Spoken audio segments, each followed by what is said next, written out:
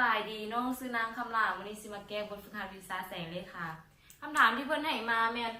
จงคิดไล่ความยาวของเงารูปจ่วยของหน่วยโลกที่ถึกตะเวนเนียงใส่เส้นผ่าใจกลางของมันเกือบเท่า109เทือของเส้นผ่าศูนย์กลางของหน่วยโลกและตะเวนอยู่ห่างจากกันประมาณ15 คูณ 10 กำลัง 4 กิโลเมตรนับจากเม็ดใจกลางของพวกเขามาเบิ่งรูปเนาะ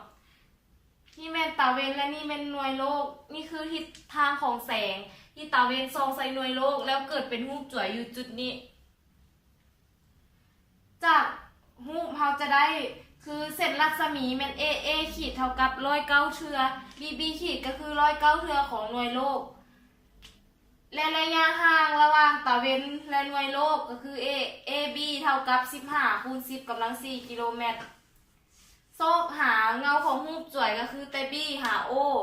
เขาจะนำไส้หลักเกณฑ์ตาแลบก็คืออัตรารูปใหญ่ส่วนให้อัตรารูปน้อย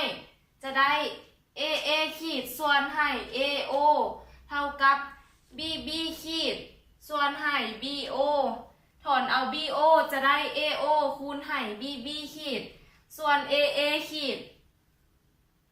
ซึ่ง AA ขีดของเขาเท่ากับ109เทือ BB ขีดและ AO เท่ากับ AB บวกให้ BO ทำมาแทนค่าจะได้ AB บวกให้ BO คูณให้ BB ขีดส่วน109 BB ขีด BB ขีดมันมี2ตัวคือกันเราสามารถคัดกันได้จะเหลือ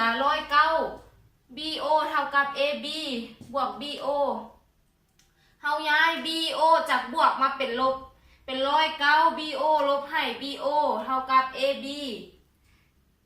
109 BO ลบ BO เหลือ108 BO เท่ากับ AB ถอนเอา BO จะได้ AB ส่วนให้108เท่ากับ15 คูณ 10 กำลัง 4ส่วนให้108เท่ากับ 0.13 คูณ 10 กำลัง 4 BO เท่ากับ13 คูณ 10 กำลัง 2เท่ากับ 1,300 กิโลเมตร